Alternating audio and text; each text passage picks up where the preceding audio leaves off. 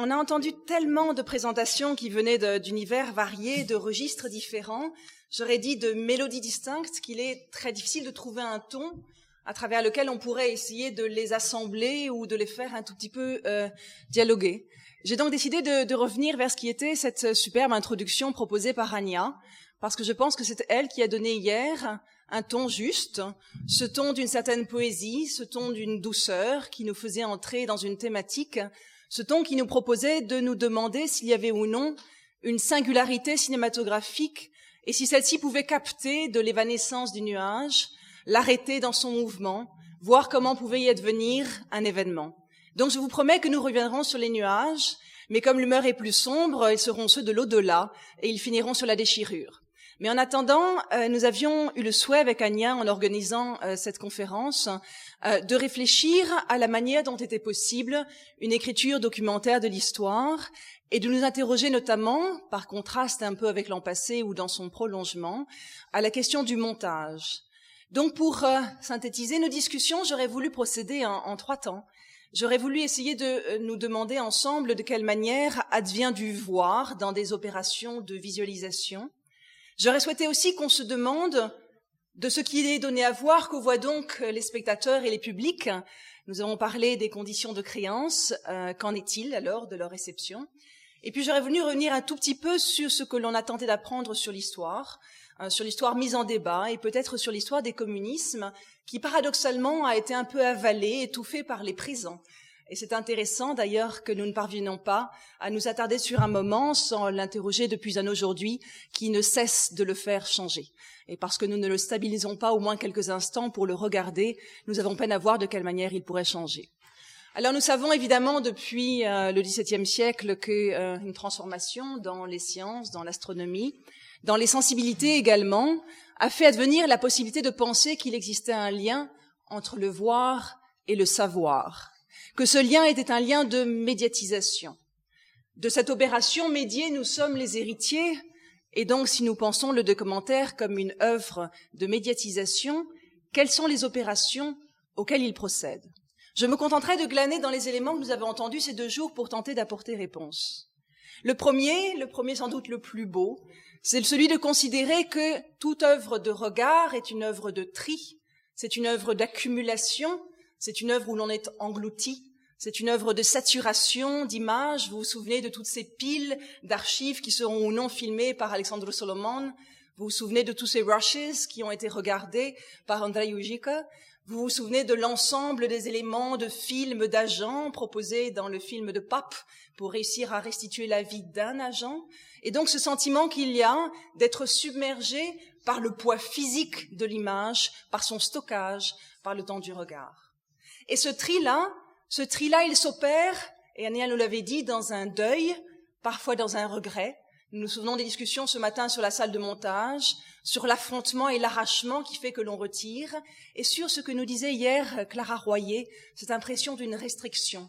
Réussir à revenir à du moins, à du plus petit, à ce qui euphémiserait pour que l'on entende davantage.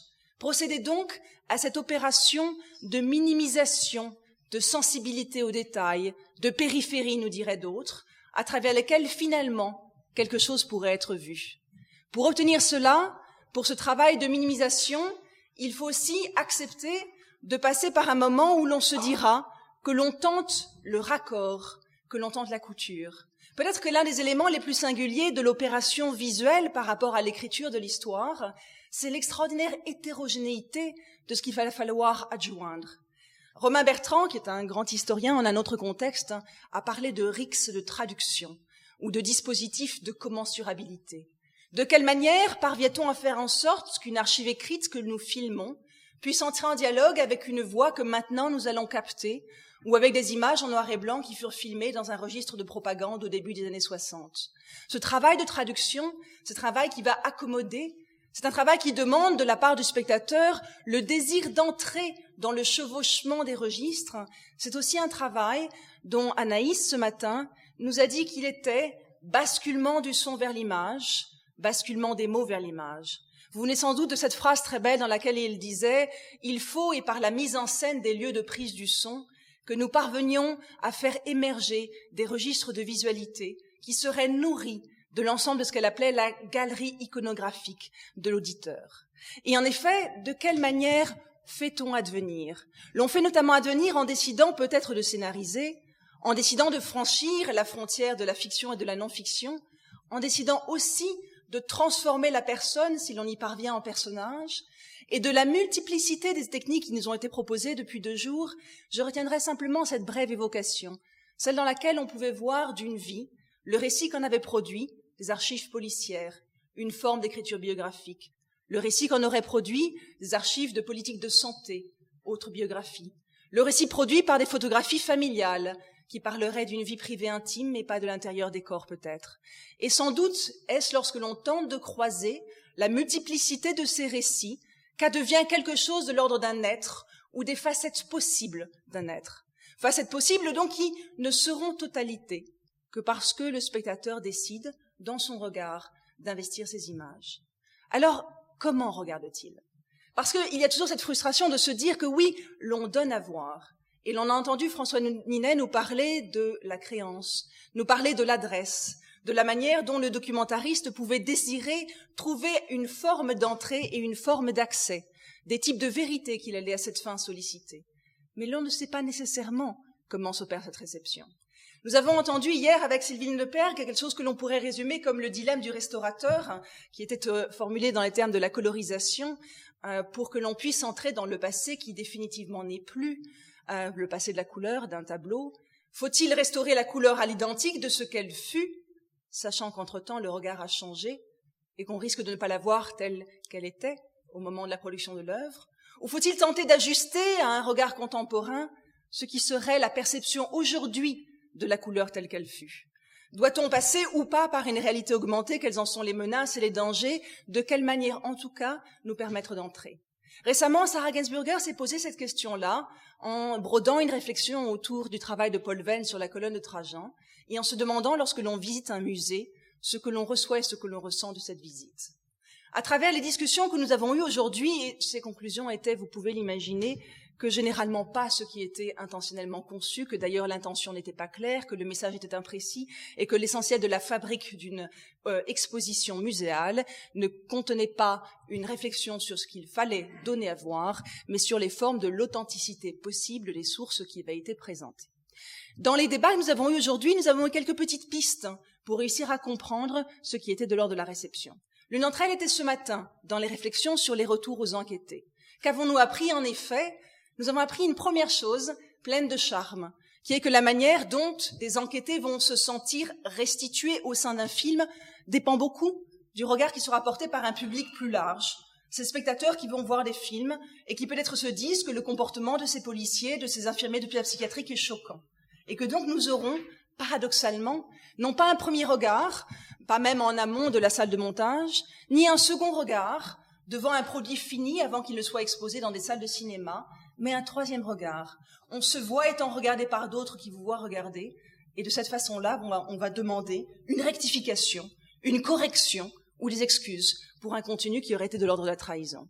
Mais on s'est demandé également si l'enquêté ne se sentait pas violenté par le fait qu'on avait supposé qu'il serait possible de le saisir par des mots, qu'il serait possible qu'il désire ces mots, qu'il serait possible qu'il construise une identité de lui-même qui soit verbalisable, et s'il ne fallait pas en vérité se demander la puissance de cet appel à la parole, la validité que l'on suppose accorder à l'entretien, et les périphéries que nous pourrions souhaiter suivre, celles des gestes, celles des corps, celles des mouvements, celles des silences, celles d'une observation qui rendrait la caméra éventuellement un peu moins intrusive.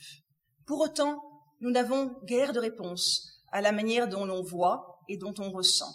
On suppose que des sensibilités, on suppose que des fonds imagés, ces fonds imagés, très joliment, là encore, Anaïs Kahn nous parlait de ces galeries multiples par lesquelles on pose des questions et de ces galeries d'images dans lesquelles les gens évoluent. Hans Belting aurait parlé de même de l'ensemble des registres que nous gardons en nous, qui sont du songe, du souvenir, du rêve, de la mémoire réactivée et qui vont être mobilisés au moment de l'image. Mais si donc on active tout cela, que se passe-t-il du point de vue de la compréhension que l'on acquiert de l'histoire ? C'était très intéressant de voir la dernière table qui a conclu ces 2 journées, puisque l'on tentait de comprendre comment se faisait une histoire du communisme, nous disions dans le titre racontée par eux-mêmes, et nous étions absorbés dans des controverses sur le temps présent, controverses qui revenaient sur l'émergence de nouveau de discours dominants sur ce qu'il faudrait voir, d'un effort pour imposer dans un registre scolaire ou dans un espace public une narration d'un temps qui, d'une certaine façon, vient noyer le communisme dans un temps long.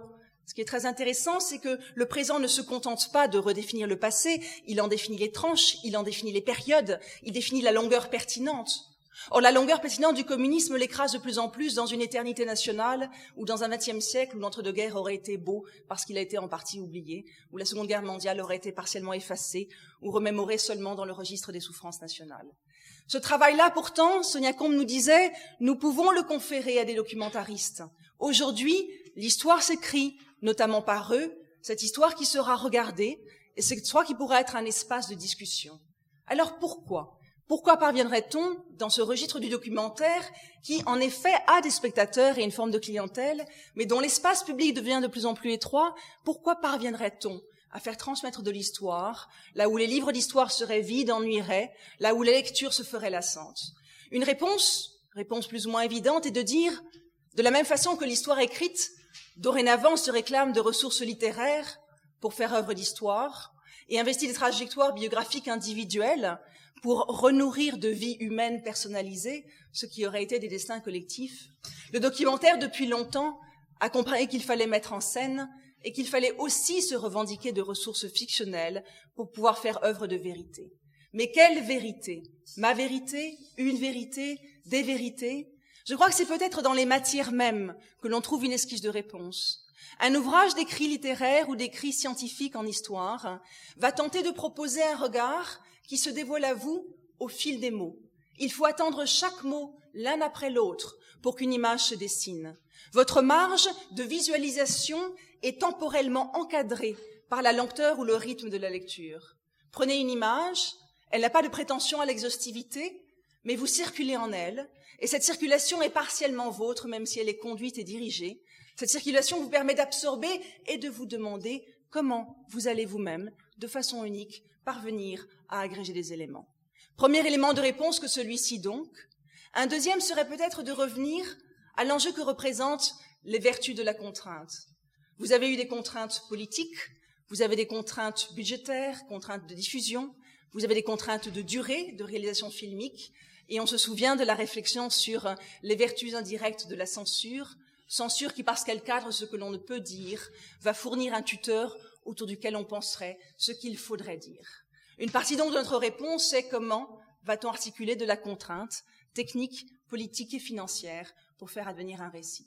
Mais il me semble que de façon peut-être plus troublante, plus poétique aussi, ce qui fait que le documentaire est un monde où l'on peut mettre en débat et en querelle, et j'aime ce mot de querelle, l'histoire, est lié au fait que nous ne sommes pas tant dans le registre de la preuve, attestation par le regard, pas même tant dans le registre de l'épreuve, épreuve qui nous met en souffrance devant certaines images, mais peut-être dans un registre plus contemporain de l'éprouvé. Car la question n'est peut-être pas du vrai, ou pas seulement et directement celle du vrai, mais de la manière dont on parvient à déchirer le mur qui nous sépare du passé et à entrer dedans. Et l'on entre dedans par des émotions, par des émois, qui n'interdisent pas l'intelligence du passé, mais qui le rendent suffisamment proche pour que l'on veuille y être. Alors pour clore ces 3 points, je voulais revenir vers nos nuages. Nous avions les nuages d'Ania et puis nous avions les nuages de Ponette. Pour ceux d'entre vous qui ont eu la chance de voir cet extrait du documentaire réalisé en 2006 sur Jouer Ponette, comment pouvait-on choisir la comédienne, la personne qui allait devenir personnage, et qui ont eu entendu des enfants dire « mais la mort c'est marcher sur les nuages ». J'aurais voulu revenir à un temps qui est aussi un temps d'un jeune cinéma, un temps dans lequel l'écriture littéraire a pu considérer que les registres de l'attestation mais de l'imagination passaient par le film et donc renverser nos questions, passer du mot à la vue, en le faisant par l'évocation d'un roman d'entre-deux-guerres de Frigyes Karenti, je prononce très mal le hongrois, qui est le titre ravissant de Reportage céleste de notre envoyé spécial au paradis. Un journaliste qui fut fameux disparaît de célébrité et décide de revenir un jour vers son ancien employeur principal pour lui proposer quelque chose d'exceptionnel. Il lui propose d'aller faire reportage de l'au-delà. Or cet au-delà, évidemment, et vous le supposez, sera un au-delà auquel nous accédons par un retour dans le passé. Nous voici revenus en histoire, mais nous y accédons par un ensemble de métaphores qui furent si puissantes dans l'entre-deux-guerres, dans lesquelles, pour réussir à penser le temps, à penser l'espace, on passait par l'idée de l'image cinématographique. À un moment donné, donc, ce journaliste fait œuvre qui est perçue comme de prestidigitation pour convaincre son employeur qu'il faut le laisser partir. Et il lui dit ceci: « De quoi riez-vous? Vous n'êtes jamais allé au cinéma? Là, vous n'y voyez aucune sorcellerie. Les projections vivent leur vie comme si ça se passait au présent. Pourtant, tout ça est fini depuis longtemps. » Évidemment, la technique rend tout compréhensible, sauf ce qui, justement, rend la technique possible. Et nous nous retrouvons ici avec ce qui rendrait la technicité possible de nos regards.